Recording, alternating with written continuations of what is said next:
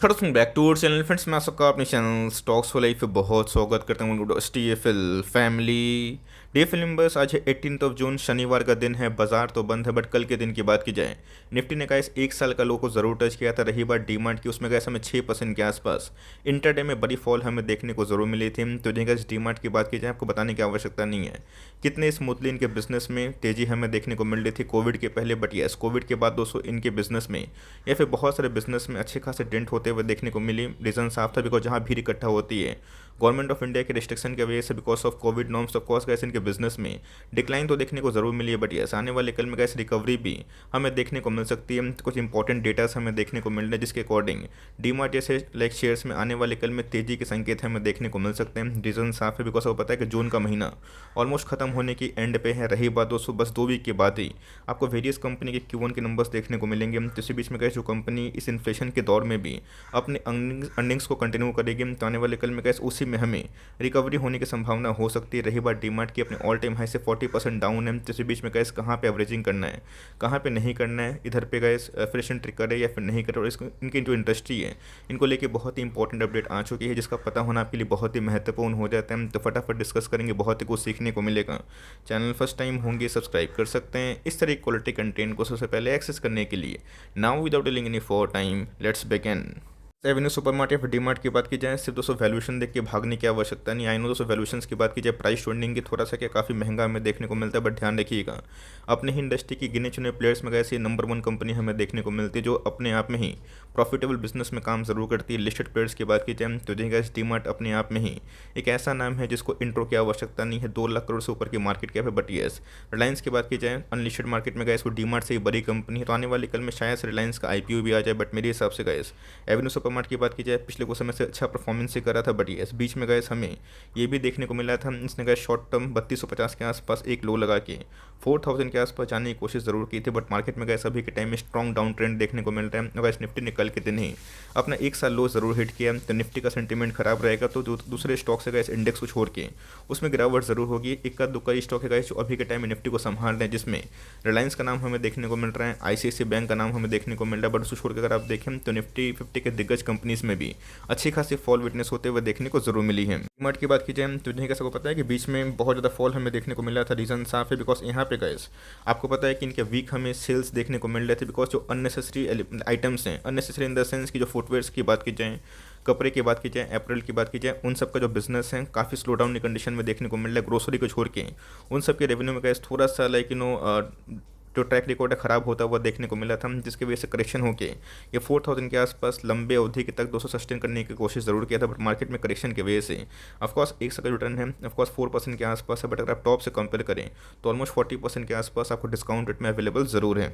तो long term chart pattern की तब समझ सकते हैं जिन्होंने गैस पहले से होल्ड किए हैं, अभी भी वो 400% 500% के आसपास प्रॉफिट में। बट मैंने क्या बताया कि मार्केट में अगर आप 6 महीना साल भर पहले से आए हैं, रशिया यूक्रेन का मैटर गैस किसी को पता नहीं था। और कोई दावे के संग बोलता है उनको पता है तो वो झूठ बोलते हैं, बिकॉज अचानक से गैस इस वजह से और ग्लोबल इन्फ्लेशन की वजह से मार्केट में गैस अच्छी खासी करेक्शन का मूड हमें देखने को मिल रहा है। तो अगर गैस आने वाले कल में इस पर अगर पूर्ण विराम लगता है, अगर ये खत्म होता है, तो ऑफकोर्स जिस रफ्तार से गैस मार्केट गिरा है आपको समझ में भी नहीं आएगा, तेजी भी आ जाएगी। बट यस, उसके लिए गैस समय की आवश्यकता होगी, बिकॉज अभी के टाइम में जो सपोर्टिव फैक्टर्स है मार्केट को लेके ये बहुत ही कम हमें देखने को मिल रहा है। But yes, long term chart pattern की बात की जाए बहुत ही मजबूत जरूर है। अगर आप ऑल टाइम हाई से देखें 40% करेक्शन बहुत सारे दिग्गज कंपनीज में भी हमें देखने को मिल रहा है। तो इसी बीच में कैसे रिकवरी उन सब कंपनी में भी होगी जिनके अंदर अर्निंग्स खत्म रहेगा, बिकॉज बिना अर्निंग्स का इस मार्केट नहीं चल सकता।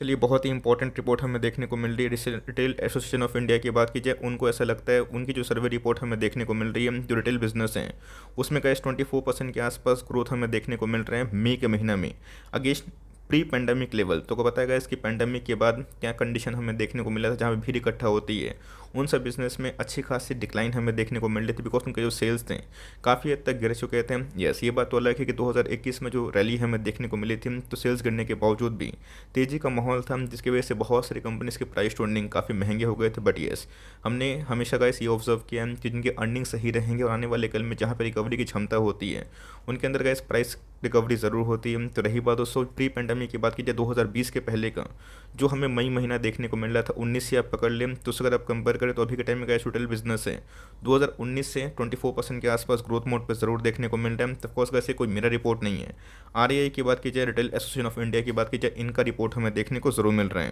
अगर आप देखें, आपको पता है कि रिटेल चेन की बात की जाए एवेन्यू सुपरमार्ट बहुत ही शानदार कंपनी हमें देखने को मिलती है और स्ट्रॉन्ग प्रमोटर होल्डिंग के संग दोस्तों स्ट्रॉन्ग लाइक ग्रुप के प्रोमोटर्स भी इसमें बिलोंग करते हुए देखने को जरूर मिलते हैं। राधा कृष्ण दमानी सर का नाम दोस्तों को पता ही होगा, बट ये अगर आप देखें कल ही के दिन जो रिपोर्ट हमें देखने को मिल रही है जहां पे the retail businesses across India witnessed a growth of 24% in May this year against the pre pandemic level of the same month in 2019 according to industry body RAI.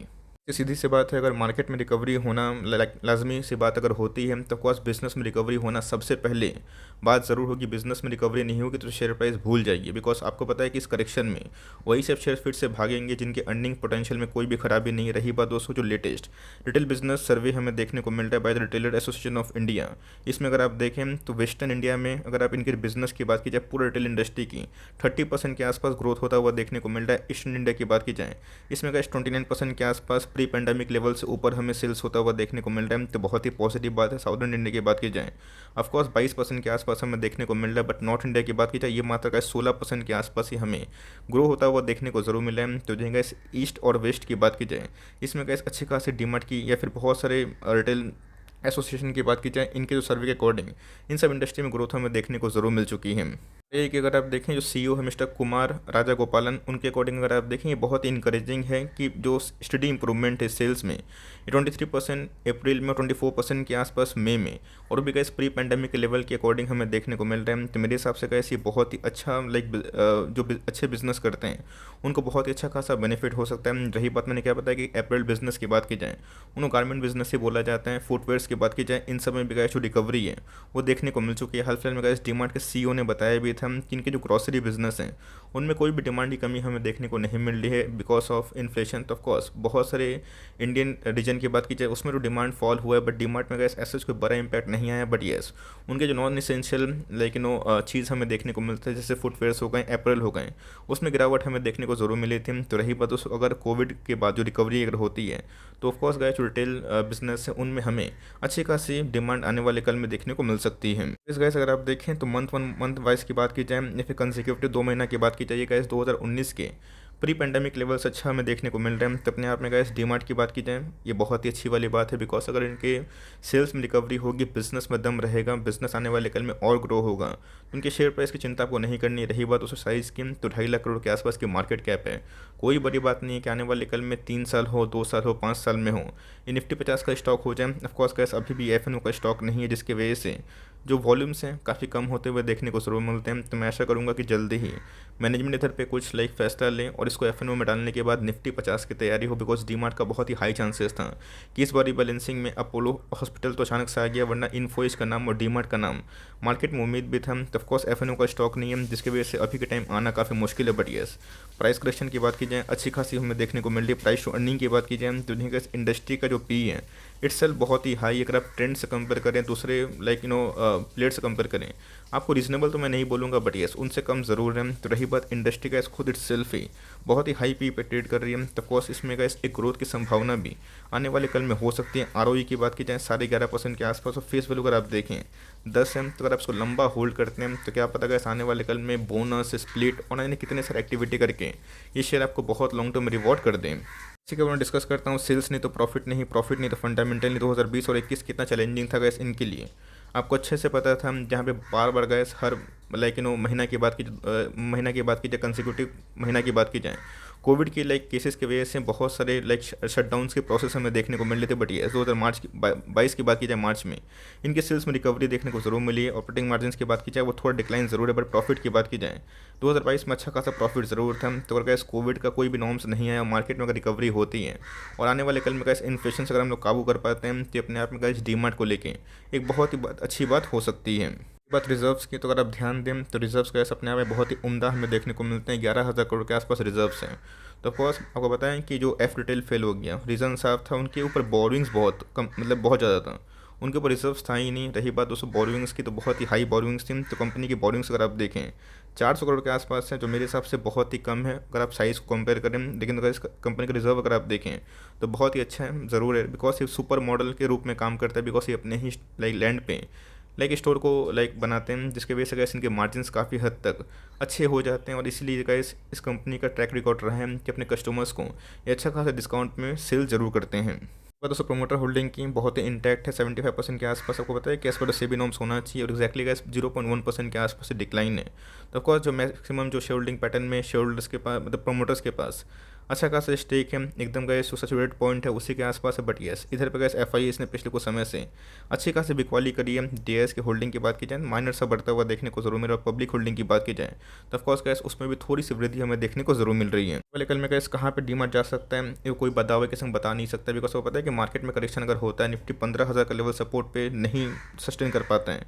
आने वाले कल में गिरावट भी होगी, तो उसके लिए आपको प्रिपेयर रहना है। बिकॉज इसके पहले गैस डीमार्ट ने 3250 के आसपास एक लो लगाया था, और उसके बाद सीधा 4000 के आसपास जाने की कोशिश ज़रूर की थी। बट पिछले कुछ समय से पता है कि मार्केट में वीकनेस की वजह से डीमार्ट में वीकनेस हमें देखने को मिल रहा है। बिकॉज ये पूरा जो सप्ताह था लास्ट वीक ये बहुत ही ख़राब था, बिकॉज निफ्टी ने बहुत ही क्रूशियल लेवल ज़रूर तोड़े हैं। तो रही बात आरएसआई इंडेक्स की, तो अभी के टाइम में गैस टेक्निकली 1 डे के चार्ट में ओवरसोल्ड कंडीशन पे आ चुकी है। बात मंथली चार्ट की, ऑफकोर्स गैस मंथली चार्ट में अगर आप देखें डीमार्ट ने क्रूशियल जो लेवल है बोलिंजर बैंड के मीडियन, जिसको मैं बहुत फॉलो करता हूँ, इसको तोड़ने की कोशिश ज़रूर की है। तो आने वाली कल में गैस 3250 अपने आप में बहुत इंपॉर्टेंट सपोर्ट लेवल हो जाता है। अगर इसको तोड़ते हैं तो आने वाले कल में गैस कोई डाउट नहीं रहेगा कि शायद 3000 के आसपास भी एक लाइक जो लेवल्स को टेस्ट कर पाए। तो मेरे हिसाब से गैस अगर डाउन साइड आप करंट मार्केट प्राइस से पूछें मेरे लिए तो बहुत ही लिमिटेड है। अगर आपको 10-15% का डाउन साइड से डर लगता है तो मार्केट में गैस शायद से आपको एसआईपी करनी ही चाहिए। बल्क में निवेश का इसमें कभी रिकमेंडेशन नहीं देता हूँ। बट येस मेरे हिसाब से क्या है दोस्तों कि मार्केट में अभी के टाइम में काफ़ी अफरा तफरी का माहौल है। मार्केट गिरता है तो ऑफकोर्स रिकवर भी होता है, बट जब मार्केट गिरता रहता है उस समय लोगों को थोड़ा सा काफ़ी पैनिक हो जाता है। तो कंपनी कोई ख़राब नहीं गैस, बट मैंने क्या बताया कि आपको फोकस रखना है कि शेयर प्राइस डिक्लाइन हो वो चलेगा, बट बिजनेस में डिक्लाइन नहीं होना चाहिए। बिजनेस का अगर ठीक रहेगा तो लॉन्ग टर्म में 101% मैं आपको गारंटी दे रहा हूँ रिकवरी ज़रूर होगी। तो रही बात प्राइस होल्डिंग की, थोड़ा महंगा ज़रूर है। तो मार्केट में अगर वीकनेस होती है निफ्टी ही गिरता है, बाजार ही गिरता है तो ये भी गिरेगा। बट ये बाजार के संग गिरने वाला स्टॉक है, बाजार अगर ठीक रहेगा तो ये बुल फेस में ज़रूर आपको दिखा सकता है। बिकॉज पिछले 8 महीने से इस मार्केट में जो वीकनेस हमें देखने को मिल रही है डीमार्ट के शेयर में भी कैसे अच्छी खासी डिक्लाइन हो चुकी है। एवरेजिंग करने हैं तो थोड़ा सा वेट एंड वॉच करें। 3250 का लेवल अगर मिलता है तो बहुत ही अच्छा लेवल होकर उसके नीचे मिलता है